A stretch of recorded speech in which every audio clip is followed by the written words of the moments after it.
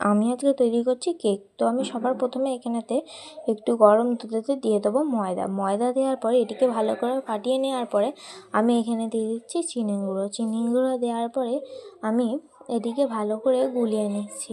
ঠিক ব্যাটারটা মিডিয়াম থাকবে, এরকম টাইপের এই ব্যাটারটা হতে হবে। এবার এর মধ্যে আমি দিয়ে দেবো কাজু, কিশমিশ এবং কিছু চীনাবাদাম। এগুলি দেওয়ার পরে কাজু, কিশমিশ, চীনাবাদামগুলিকে এই ব্যাটারটার মধ্যে ভালো করে খেয়ে নেবো। এবারে আমি এর মধ্যে দিয়ে দেবো বেকিং পাউডারের হাফেরও হাফ দিয়ে দিতে হবে বেকিং সোডা। তারপরে দিয়ে দেবো ভ্যানিলা এসেন্স। আমি ভ্যানিলা এসেন্সটা ফ্লেভারের জন্য দিচ্ছি। আর এবার আমি ওই ব্যাটারটিকে রেখে দেবো।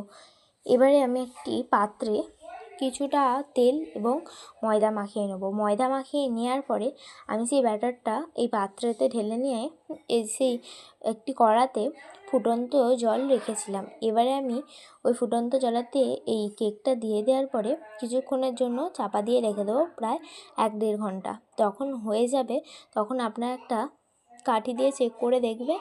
যদি না কাঠিতে লেগে থাকে তাহলে ভাববেন একবারে কেকটা পারফেক্ট তৈরি হয়েছে। দেখুন কতটা স্পঞ্জি কেকটা তৈরি হয়েছে।